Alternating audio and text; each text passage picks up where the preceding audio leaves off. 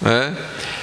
E então eu quero conversar um pouco sobre esses assuntos e o posicionamento que eu creio, através das Escrituras, Deus tem para nós.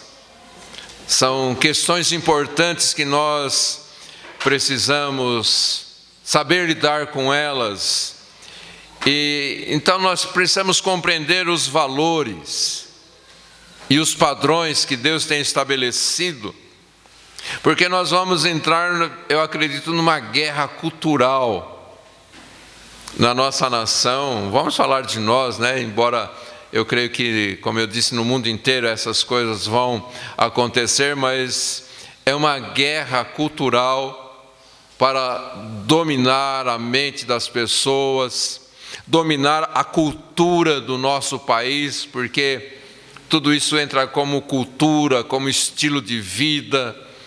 E então, na verdade, vai haver uma grande guerra, né, entre as religiões, as filosofias de vida, tudo para conquistar as pessoas.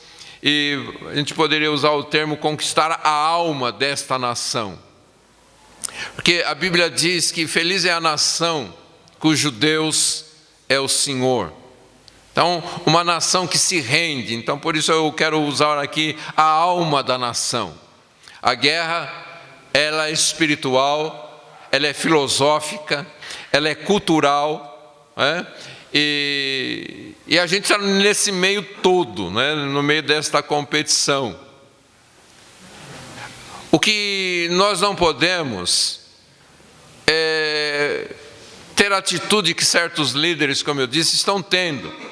Uma atitude agressiva, essa briga na mídia, e um protesta o outro, e um faz isso, e o outro responde de lá. Eu não creio que é isto que realmente Deus quer de nossas vidas. Mas há um texto de Filipenses, eu não vou falar sobre esse texto, mas eu quero mencioná-lo aqui. Filipenses capítulo 2, dos versos 9 a 11, diz o seguinte, a respeito de Jesus: por isso Deus o exaltou à mais alta posição, Ele deu o nome que está acima de todo nome, para que ao nome de Jesus se dobre todo joelho no céu, na terra e debaixo da terra, e toda língua confesse que Jesus Cristo é o Senhor, para a glória de Deus Pai.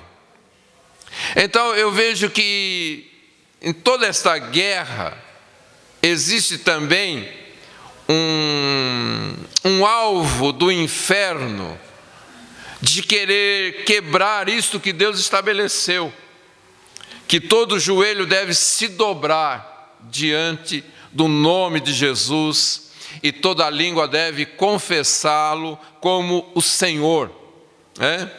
Então a grande pergunta que fica é essa: será que Cristo vai receber a honra que é devida ao seu nome através da sua igreja? Será que nós vamos realmente nos dobrar diante dos princípios da palavra de Deus, estabelecer estes princípios, defender estes princípios, porque nós queremos honrar a Jesus e queremos confessá-lo como Senhor de nossas vidas? Então, queridos, é uma atitude que nós precisamos tomar.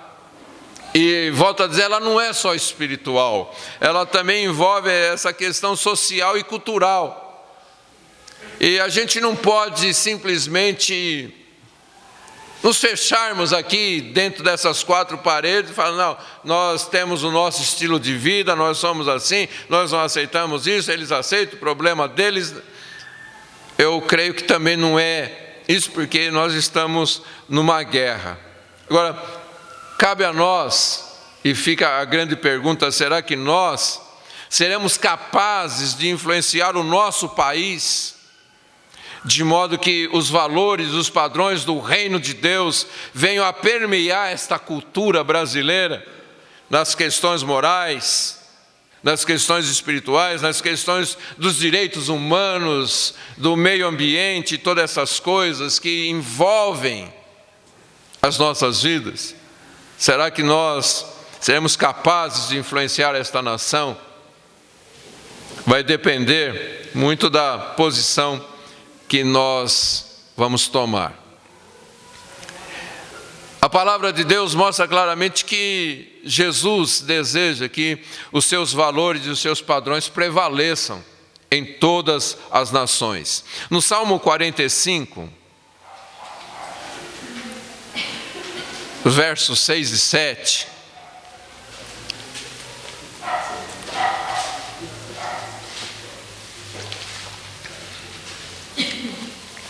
Salmo 45, os versos 6 e 7 diz assim: o teu trono, ó Deus, subsiste para todo sempre. Cetro de justiça é o cetro do teu reino. Amas a justiça e odeias a iniquidade. Por isso, Deus, o teu Deus, escolheu-te dentre os teus companheiros, ungindo-te com um óleo de alegria. Veja só, esses versos diz aqui sobre o trono de Deus subsistir para todo sempre. O seu cetro é um cetro de justiça. O cetro do reino de Deus é um cetro de justiça. Deus ama a justiça, mas odeia a iniquidade. E Deus quer que esse seja o nosso posicionamento, que nós amemos a justiça e odiemos a iniquidade. E ele diz: se nós tivermos essa atitude de amar a justiça e odiar a iniquidade, Deus pode então nos ter como alguém que ele unge para fazer toda uma diferença sobre a terra. Então eu acredito, vendo estes versos aqui do Salmo, que Deus quer nos enviar ao mundo para pregarmos o Evangelho, para fazermos discípulos, como o próprio Jesus disse: ide por todo o mundo, pregai o Evangelho a toda criatura. Em Mateus ele diz: ide, fazei discípulos de todas as nações, batizando-os em nome do Pai, do Filho e do Espírito Santo, e ensinando-os a guardar todas as coisas que vos tenho falado, que vos tenho ensinado. Então eu acredito que Deus quer nos enviar ao mundo. Deus não nos quer dentro dessas quatro paredes, mas Deus quer nos enviar ao mundo para pregar, para anunciar o Evangelho, para fazer discípulos, mas também para mexer com essa sociedade e torná-la mais agradável a Deus.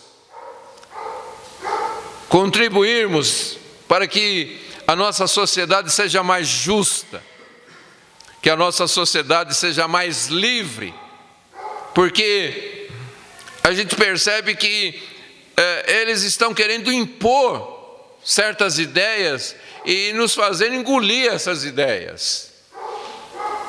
Há uma pressão muito forte para que as pessoas adotem o padrão que uma minoria resolveu estabelecer como padrão de vida. E então nós, como cristãos, nós precisamos lutar por uma sociedade livre, porque Jesus veio para tornar o povo livre. A Bíblia diz: conhecereis a verdade, e a verdade vos libertará. E se o Filho de Deus os libertar, verdadeiramente sereis livres. Então Deus quer que o povo seja um povo livre, para fazer suas próprias escolhas, para fazer suas próprias decisões, tomar suas decisões. E é lógico que Deus quer que as decisões sejam tomadas de acordo com seus princípios, com a sua justiça, porque Ele ama a justiça e odeia a iniquidade. Amém, queridos? Então Deus espera um posicionamento da sua igreja. É aqui que nós vamos começar a estudar um pouquinho algumas coisas.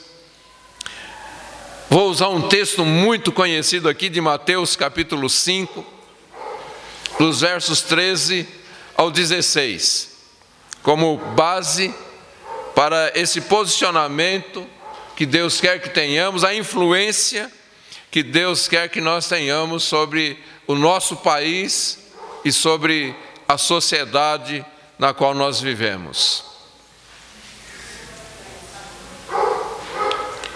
Mateus capítulo 5, versos 13 ao 16, diz assim, Jesus está dizendo e ele diz: vocês são o sal da terra, mas se o sal perder o seu valor, como restaurá-lo? Não servirá para nada, exceto para ser jogado fora e pisado pelos homens. Vocês são a luz do mundo.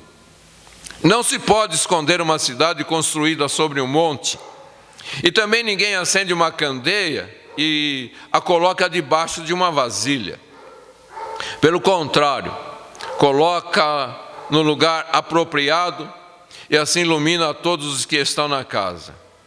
Assim brilha a luz de vocês diante dos homens, para que vejam as suas boas obras e glorifiquem ao Pai de vocês que está nos céus. Vamos pensar um pouquinho. Eu disse, esse texto é muito conhecido e a gente hoje tem uma ideia de luz e uma ideia de sal talvez um pouco diferente do que Jesus tinha em mente quando ele disse estas coisas.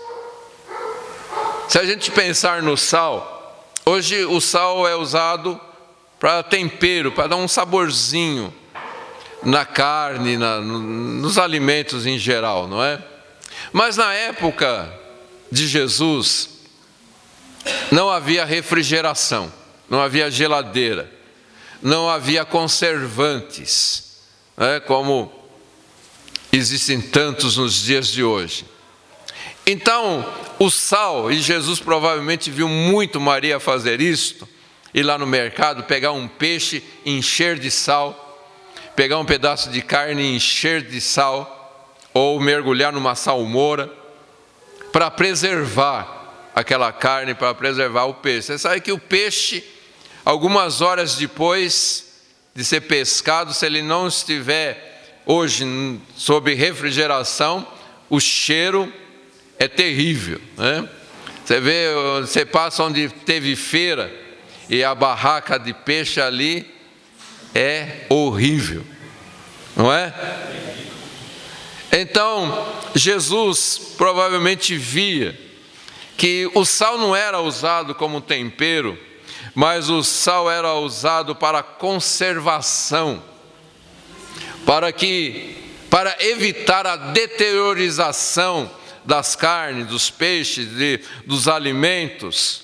O sal era usado como uma asepsia, para que as coisas fossem conservadas, para que as bactérias não se desenvolvessem, e estragassem todas as coisas. Então era muito comum encher o peixe, as carnes de sal, Então, outra coisa que Jesus observava é que quando o sol se punha e começava a escurecer, então logo se pegava lá as lamparinas, aquelas lâmpadas que eram acesas com um óleo para iluminar a escuridão.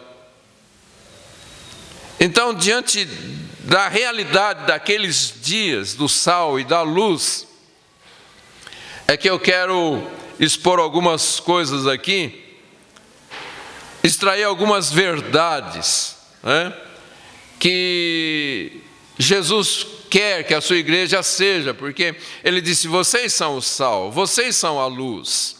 Então a igreja, não só nós individualmente, mas nós coletivamente, como comunidade, Deus espera que nós abracemos certas verdades para as nossas vidas. Amém, queridos? O primeiro ponto, então, que eu quero falar aqui é que nós cristãos, nós somos radicalmente diferentes dos não cristãos. Ou deveríamos ser. Ok?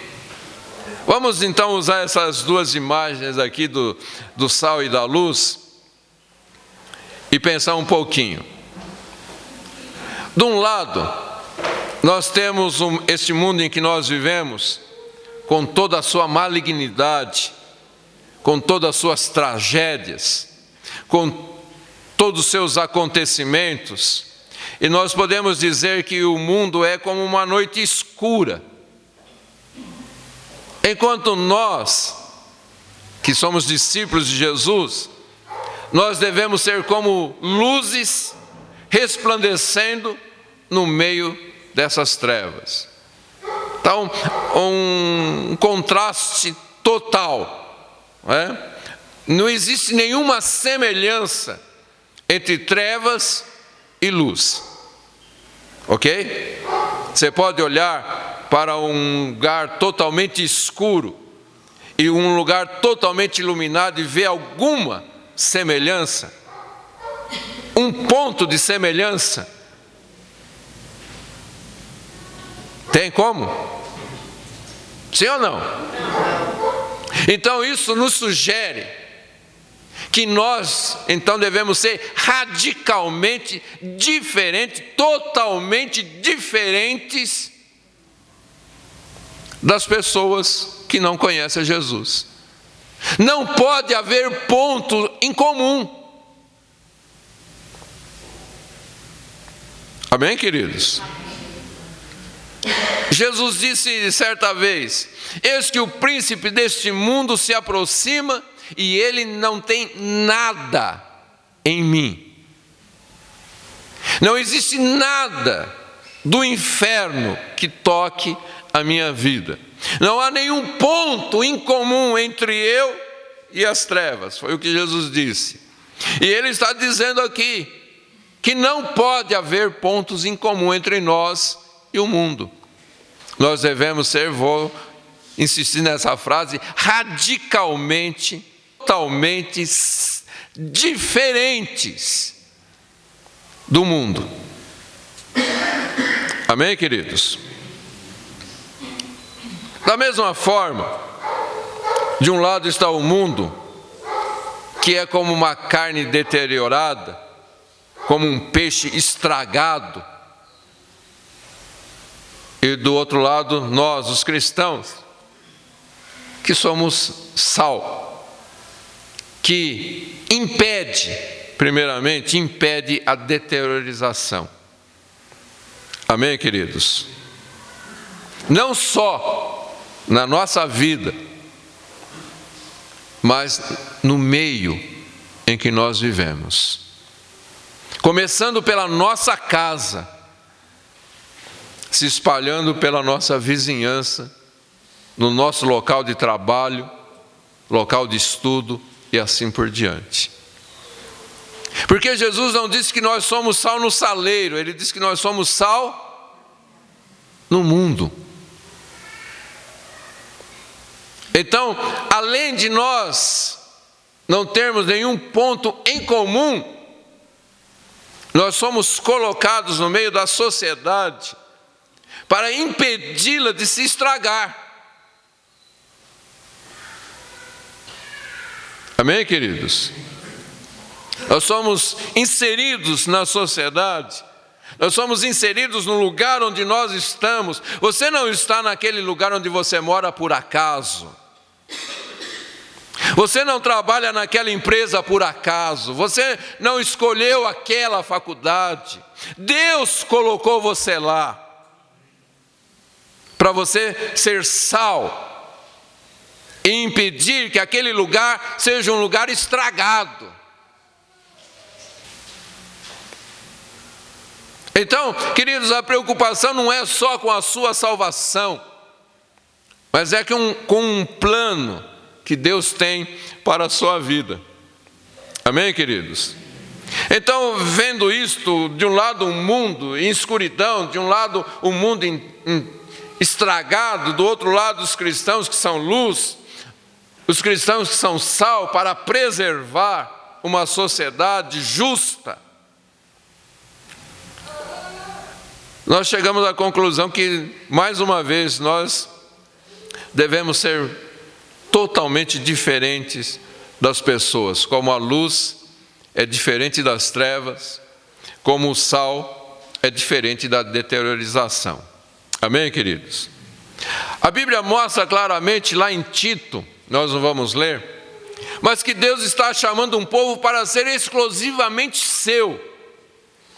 Um povo zeloso, um povo que ele pretende que faça a diferença na cultura que está prevalecendo neste mundo. Amém, queridos? Veja só, vamos ler alguns textos aqui para ver como Deus nos chama para sermos diferentes. Em Levítico, capítulo 20, Levítico capítulo 20, no verso 7,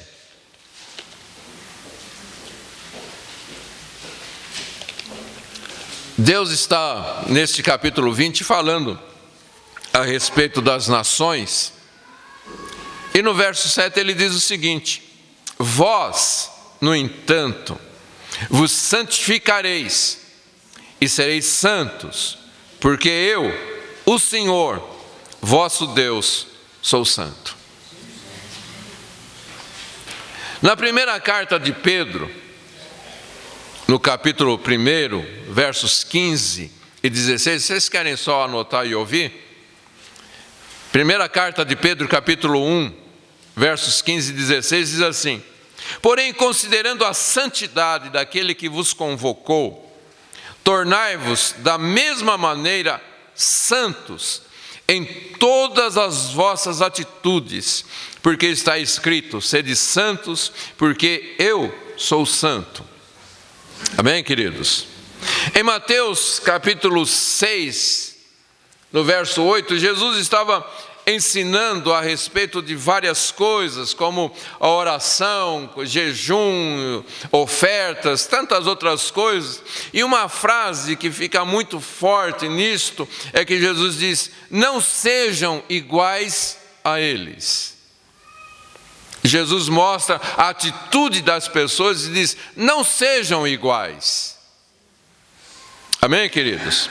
Em Romanos capítulo 12, no verso 2, a Bíblia diz: e não vos amoldeis ao sistema deste mundo, mas transformai-vos pela renovação das vossas mentes, para que experimenteis qual seja a boa, agradável e perfeita vontade de Deus. Então, mais uma vez, a Bíblia dizendo: não seja igual. Nunca permita que este mundo molde a sua vida. Nunca permita que este mundo roube da sua vida os valores que Deus estabeleceu, os princípios que Deus estabeleceu. Mas entre nas Escrituras Sagradas, na dependência do Espírito Santo, renove o seu entendimento e permita que o Espírito Santo transforme a sua vida. Como Paulo diz lá na carta aos Coríntios, de glória em glória, a cada momento o Espírito Santo vai te envolvendo com a sua glória e vai te transformando para que você seja semelhante a Jesus. Amém, queridos? Então Deus espera que nós sejamos radicalmente diferentes de qualquer pessoa que não o conheça, que não haja nenhum ponto em comum. Amém, queridos? O segundo ponto que eu quero pensar aqui é que nós, os cristãos, nós devemos invadir a sociedade não cristã com os princípios do reino de Deus. Invadir essa sociedade e levá-las a conhecer os princípios do reino de Deus. Amém, queridos? Nós estamos falando aqui que nós somos distintos, nós somos diferentes, mas nós não podemos ficar isolados da sociedade, outras vezes não podemos nos fechar dentro do nosso círculo cristão, mas nós devemos invadir essa sociedade com a luz. E você sabe, se nós apagarmos todas as luzes aqui, fecharmos essas janelas, esse lugar vai ficar escuro. De repente a luz acende e tudo muda. É isso que Jesus quer que a gente faça neste mundo. Que a gente, como luz, entre no meio da escuridão deste mundo, desta sociedade, para iluminar. Amém, queridos? Então, nós somos chamados para invadir a sociedade como luz. Jesus disse no texto que nós lemos lá de Mateus capítulo 5, no verso 16, ele diz assim: brilhe a luz de vocês diante dos homens, para que vejam as suas boas obras e glorifiquem ao Pai de vocês que está nos céus. Veja, Jesus está dizendo, se nós formos luz neste mundo, a atitude dos homens em relação a Deus vai mudar.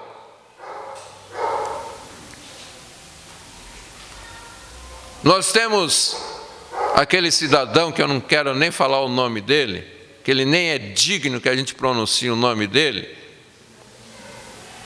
que zomba da igreja, zomba da palavra de Deus, zomba dos pastores. Jesus disse aqui que se a nossa luz brilhar, verdadeiramente, a luz dele brilhar através de nós, esses homens vão mudar a atitude. E eles vão glorificar o nosso Pai que está nos céus. Veja, Jesus não está dizendo de nós discutirmos com eles. Jesus está dizendo da nossa luz brilhar. Infelizmente, a bancada evangélica brasileira só sabe discutir e ficar dando nó na Constituição para beneficiar a própria igreja. Como na questão do imposto de renda lá, que embutiram num negócio que não tinha nada a ver, né, com o imposto de renda das igrejas, mas fizeram uma manobra lá que isentaram as igrejas. E isso não é luz brilhando, pelo contrário, estão agindo como o mundo age, fazendo manobras para benefício próprio. Jesus disse: se as luzes de vocês brilharem, os homens vão mudar a atitude deles em relação a Deus. Amém, queridos? Em Filipenses capítulo 2, nos versos 15 e 16, a palavra de Deus diz assim: para que vos torneis puros e irrepreensíveis, filhos de Deus inculpáveis, vivendo em um mundo corrompido e perverso, no qual resplandeceis como grandes astros no universo, retendo firmemente a palavra da vida. Amém, queridos? Então veja, quando Jesus diz assim, brilhe a luz, a vossa luz, ele não está dizendo de uma lanterninha que você acende assim muito fraquinha, muito que mal ilumina, né? Ele está falando que a nossa luz tem que ser como a de um grande astro. O que é um grande astro? O sol. A Bíblia diz que nós devemos resplandecer neste mundo como um grande astro. E a forma de nós resplandecermos, ele diz aqui, é nos tornando puros,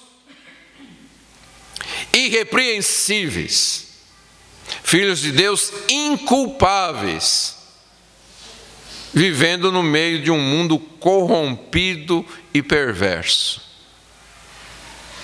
Ele está dizendo, invada a sociedade com a pureza no coração, mantendo firmemente os princípios da palavra de Deus, vivendo de uma forma inculpável diante de Deus, e assim você vai brilhar no meio dessa geração corrompida. E quando você brilhar no meio dessa geração corrompida, eles vão mudar a atitude deles para com Deus. Amém, queridos? Jesus disse: ninguém acende uma luz para escondê-la. Jesus não nos tornou luz para nós ficarmos escondidos aqui dentro. Mas ele diz: a luz é acesa e colocada num lugar onde todos estão, para que todos saiam da escuridão. Amém, queridos? Então deixe que a boa nova do Evangelho de Jesus Cristo, que é a verdadeira luz do mundo, se espalhe por toda a sociedade, através das suas palavras, através das suas atitudes, através do seu comportamento cristão. Amém, queridos? E do modo semelhante, o sal deve penetrar na carne. Ele só vai conservar a carne se ele penetrar na carne. Não é verdade? Então, da mesma forma que a luz, Jesus disse: se o sal não cumprir a sua função, que é penetrar a carne, para evitar a deteriorização, para evitar que as bactérias se espalhem, vão crescendo, estragando tudo. Ele diz: se o sal não tiver essa função, ele não serve para nada. Então a melhor coisa que você faz com sal que não serve para nada é jogar fora como areia para ser pisada pelos homens. Amém, queridos? Então, uma lâmpada, você vai lá nos mercados e compra uma lâmpada e põe dentro do armário, não faz nada. Você compra 1 quilo de sal e põe dentro do saleiro e deixa dentro do armário, não serve para nada. Então, Jesus está mostrando, através desses dois modelos, esse processo de penetração na sociedade. Ele está mostrando como ele está nos chamando para invadirmos a sociedade com a verdade do Evangelho. Para invadirmos esta sociedade mostrando os princípios da palavra de Deus, os princípios do reino de Deus. Amém, queridos? Então, o terceiro ponto que eu quero dizer aqui é que nós cristãos, nós podemos sim influenciar e mudar a sociedade não cristã. Amém? Você pode mudar o lugar onde você está. Você pode mudar o seu lugar onde você trabalha, onde você estuda. Você pode. Os cristãos podem influenciar e mudar a sociedade não cristã. Amém, queridos? Nós vemos que tanto o sal como a luz, eles são produtos efetivos, eles têm uma ação. Onde esses dois elementos entram, eles efetuam uma mudança, uma transformação. Transformam o ambiente onde eles são introduzidos. Quando o sal é introduzido na carne, no peixe, alguma coisa vai acontecer. O que vai acontecer? Ele vai impedir que aquela carne, que aquele peixe se estrague. Não é verdade? Quando a luz é acesa, alguma coisa acontece. O que acontece? A escuridão é dissipada. Então nós vemos aí que tanto sal como a luz, eles têm um efeito. E Jesus disse que nós somos sal e nós somos luz. Amém, queridos? Nós podemos ainda dizer que o sal e a luz, eles têm efeitos complementares. Porque a influência do sal, nós podemos dizer que é uma influência negativa, porque impede a deteriorização.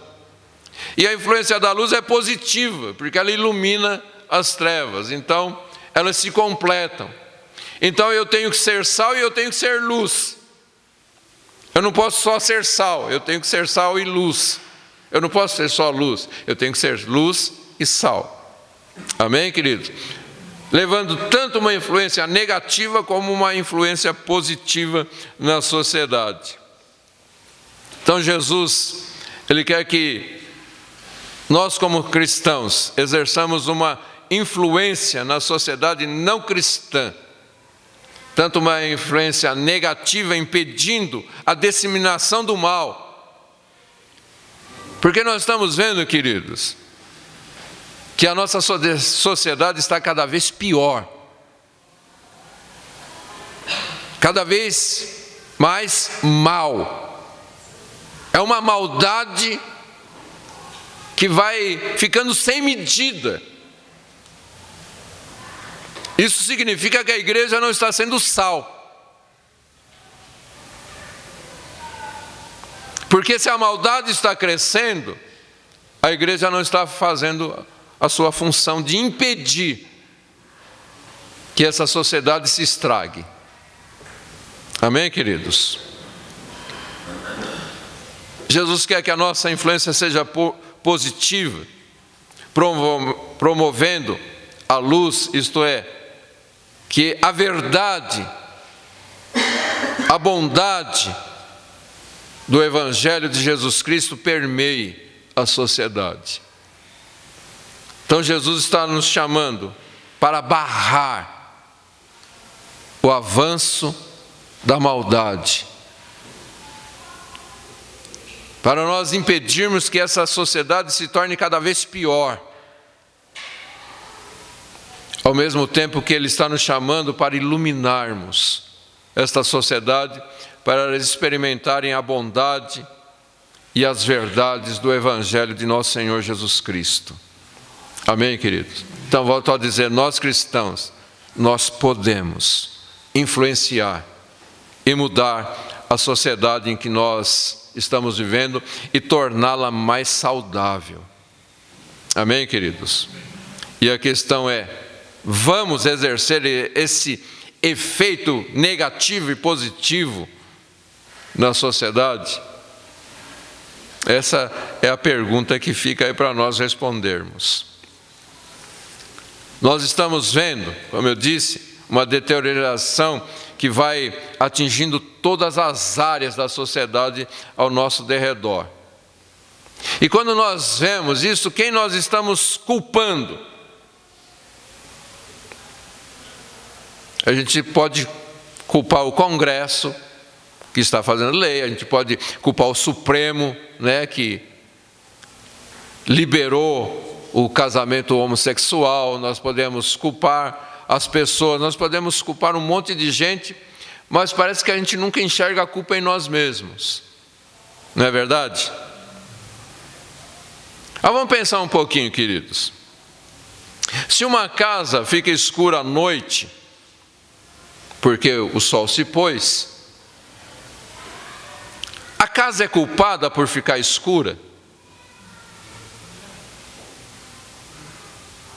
Então, a pergunta que se faz não é porque a casa está escura, mas cadê o interruptor para acender essa luz?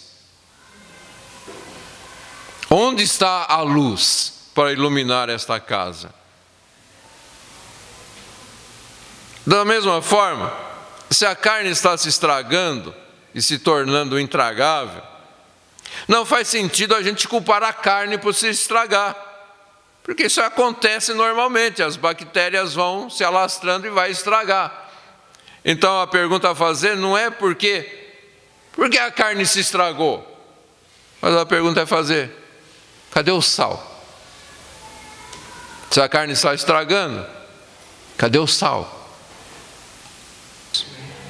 Então quando a gente olha para a nossa sociedade que se torna cada vez mais corrupta, como uma noite escura e como um peixe estragado, não faz sentido a gente culpar a sociedade.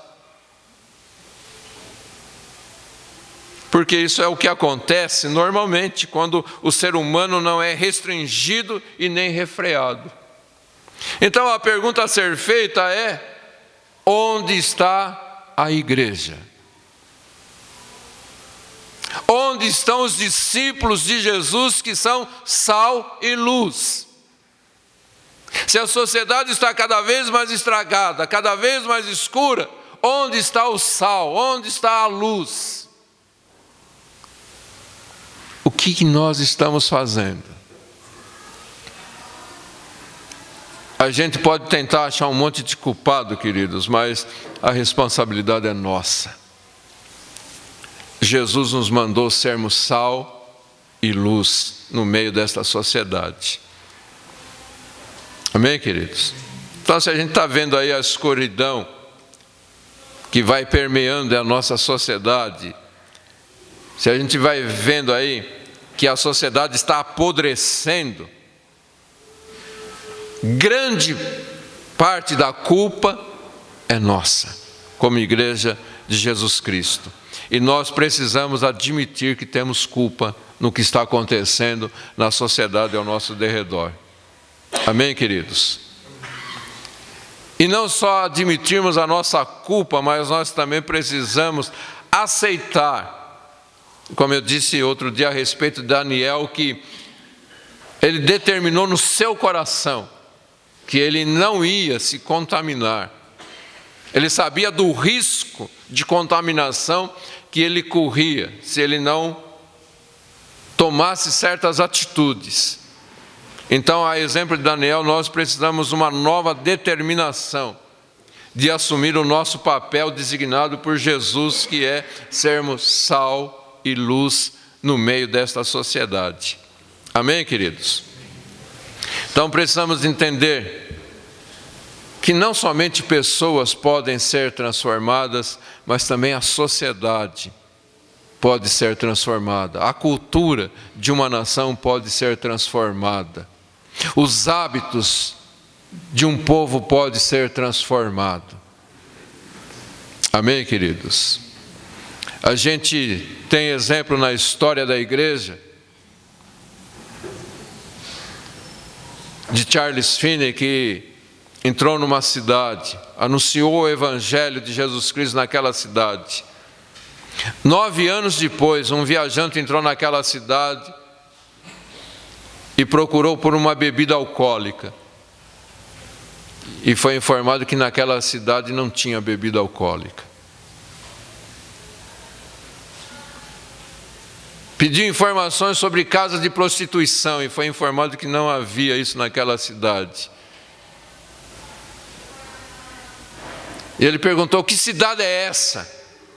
Ele disse: essa é a cidade por onde passou um homem chamado Charles Finney, pregou o evangelho de Jesus Cristo aqui e mudou esta cidade.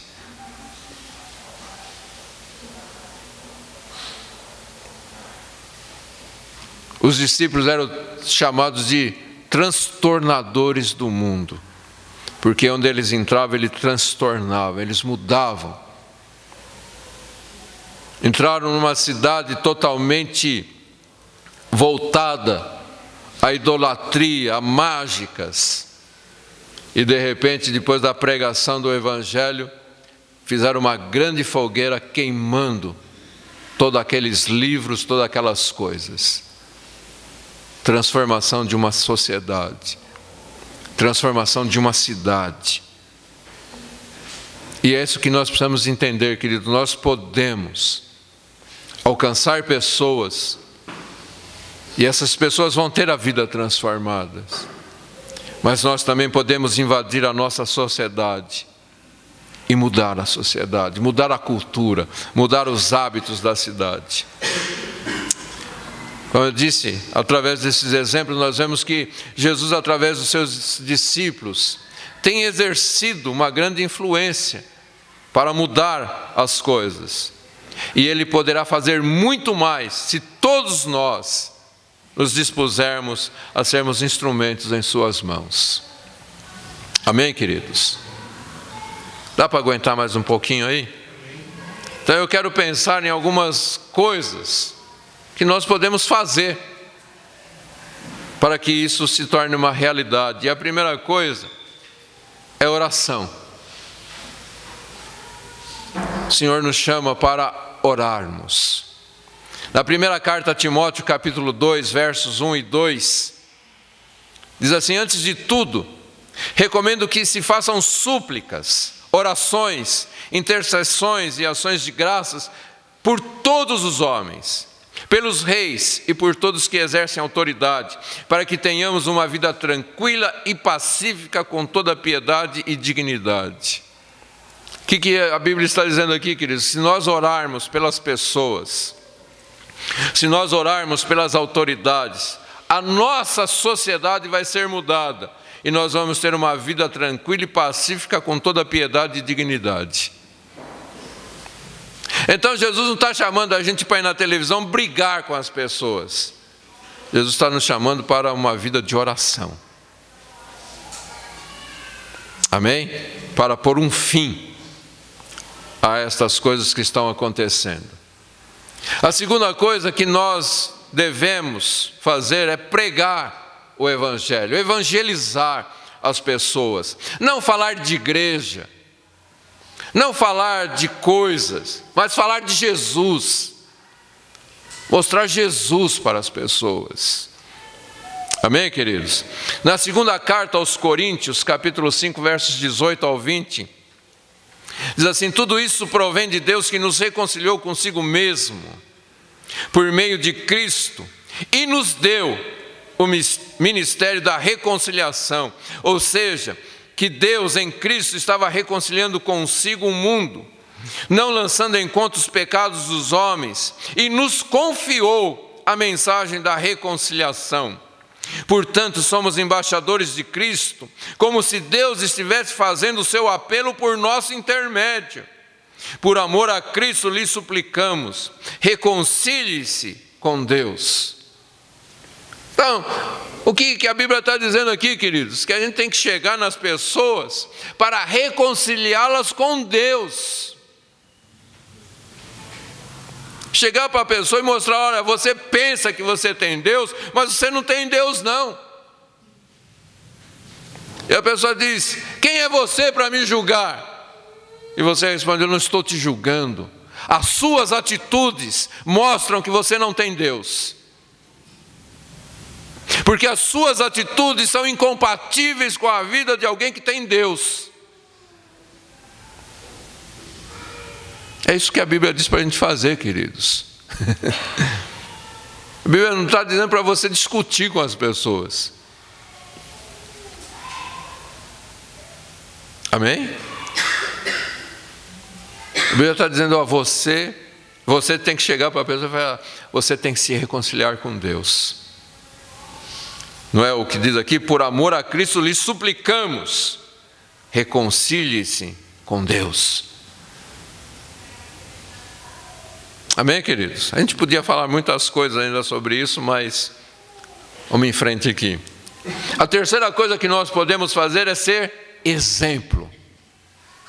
Primeira carta a Timóteo, capítulo 4, versos 12 ao 16. Isso vai em especial para os jovens, porque Timóteo era um jovem, mas vai também para os mais velhos, porque Timóteo depois ficou mais velho.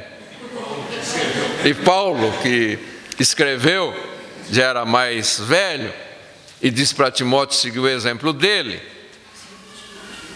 Primeira carta a Timóteo, capítulo 4, versos 12 ao 16, ele diz assim: ninguém o despreze pelo fato de você ser jovem, mas seja um exemplo para os fiéis, na palavra, no procedimento, no amor, na fé e na pureza. Até a minha chegada, dedique-se à leitura pública das Escrituras, à exortação e ao ensino. Não negligencie o dom que lhe foi dado por mensagem profética, com imposição de mãos dos presbíteros. Seja diligente nestas coisas, dedique-se inteiramente a elas, para que todos vejam o teu progresso.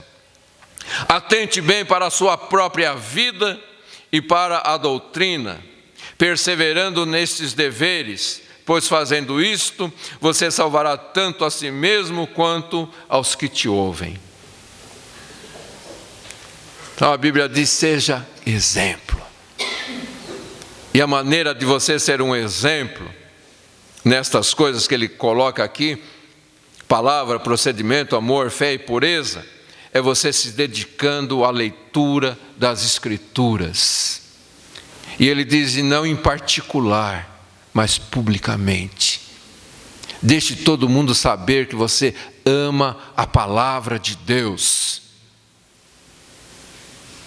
Não esconda a sua Bíblia.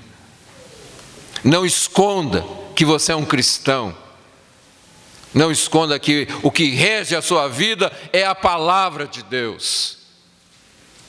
Paulo diz, dedique-se à leitura. E ele diz, não negligencie a ação do Espírito Santo na sua vida. Ele diz, persevere nessas coisas, dedique-se a estas coisas. E então você vai ser um exemplo, porque todo mundo vai ver o progresso da sua vida. E fazendo isso, você vai ter certeza que você é um salvo. E as pessoas que te ouvirem também serão salvas. Amém, queridos? A quarta coisa que eu quero propor aqui que nós podemos fazer é argumentar com as pessoas. Não discutir. Em Atos capítulo 19, verso 8, diz assim, Paulo entrou na sinagoga e ali falou com liberdade durante 3 meses, argumentando convincentemente acerca do reino de Deus. Olha só, durante 3 meses Paulo ficou martelando ali, ó. É isso que a palavra diz. É a sua ideia? Não, não é a minha ideia, é a palavra de Deus. Eu não estou aqui falando uma doutrina de homens, eu não estou falando de igreja, eu não estou falando de religião, eu estou falando com você a respeito da palavra, a palavra de Deus. É assim que se argumenta. Amém, queridos? A pessoa vai falar, mas é isso e aquilo. Eu estou falando com você sobre a palavra de Deus. Eu não estou usando argumentos de outras pessoas, eu estou usando a palavra de Deus. Amém, queridos? Em quinto lugar, nós temos ação. E aí a gente tem a parábola do bom samaritano. Você vê algo e você tem uma atitude. Você não passa de longe do que está acontecendo. Você chega ali para ter uma atitude. Amém? Outro dia um rapaz pôs testemunho dele. Ele é um cristão, não evangélico, mas um cristão católico. E ele disse que ele estava no trânsito e um motoqueiro veio, deu com o pé no retrovisor dele e arrancou o retrovisor dele. Aí o rapaz foi fazer a mesma coisa no outro carro, só que o outro carro saiu e ele chutou no vazio e caiu. E esse rapaz que tinha tido primeiro o seu retrovisor arrancado, parou o carro, foi até ele, o ajudou a se levantar e começou a conversar com ele. O cara falou assim, eu arranquei o retrovisor do seu carro. Ele falou, eu sei. Mas você está caído aqui, você precisa de ajuda, eu estou aqui para te ajudar. E o retrovisor do seu carro? Esquece o retrovisor do meu carro, eu quero cuidar de você.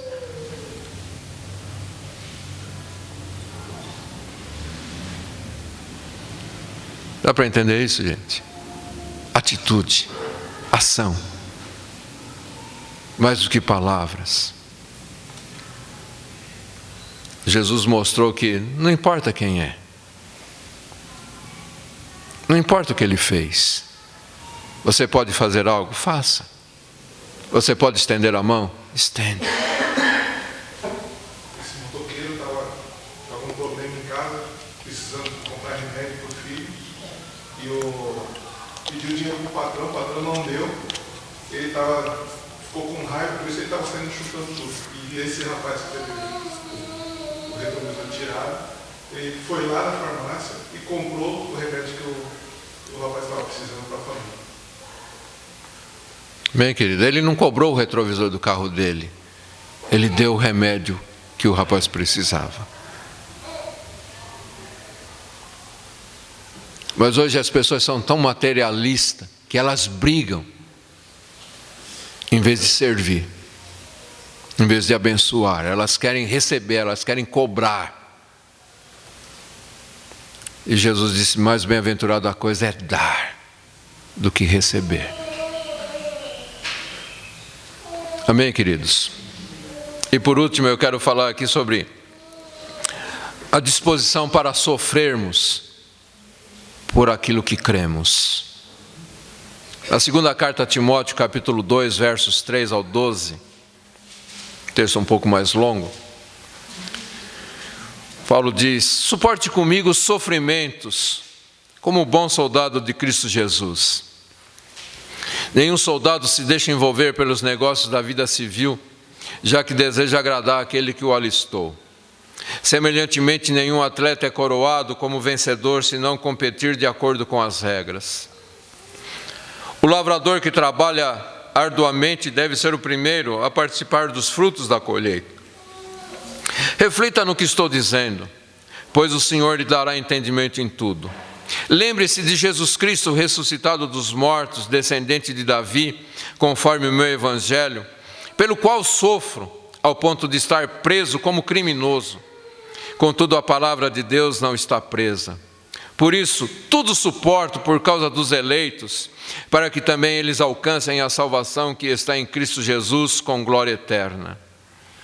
Esta palavra é digna de confiança. Se morremos com Ele também viveremos. Se perseverarmos com Ele, também reinaremos. Se o negarmos, Ele nos negará. Se formos infiéis, Ele permanece fiel, pois não pode negar a si mesmo. Paulo mostra o seu testemunho que, por causa do Evangelho, estava preso como um criminoso. E aí podia dizer: eu não preciso passar por isso. Eu não sou um malfeitor. Então, não quero Evangelho, que se danem. Não, eu sofro. Porque eu sei que Deus tem pessoas escolhidas e eu preciso alcançá-las. Então, por causa da verdade do Evangelho, eu sofro. E ele fala: Timóteo, sofre comigo, Timóteo, como um bom soldado de Cristo. Não fuja da luta. Amém, queridos? Em quarto lugar, que tudo isso que eu estava falando até agora fazia parte do 3, que nós podemos influenciar. Em quarto lugar, nós cristãos precisamos manter nossas características cristãs. No texto que nós lemos de Mateus capítulo 5, verso 13, diz: vocês são o sal da terra, mas se o sal perder o seu sabor, como restaurá-lo? Não servirá para nada, exceto para ser jogado fora e pisado pelos homens. Então, queridos, nós precisamos manter nossas convicções cristãs. Nós precisamos manter os nossos valores, os nossos padrões. Nós precisamos manter o estilo de vida do reino de Deus. E aí eu não vou ler, porque a gente teria que ler Mateus capítulo 5, 6 e 7, inteirinho, que a gente chama de a constituição do reino de Deus. Então são os valores dos quais nós não podemos abrir mão por nada. Se nós abrirmos mão desses valores, nós deixamos de ser sal. E ele disse: se o sal perdeu o seu sabor, não tem como ser restaurado, não serve para mais nada, a não ser para ser jogado fora e pisado pelos homens. Então, queridos, nós precisamos manter a nossa característica de um discípulo de Jesus Cristo. Amém? E para terminar,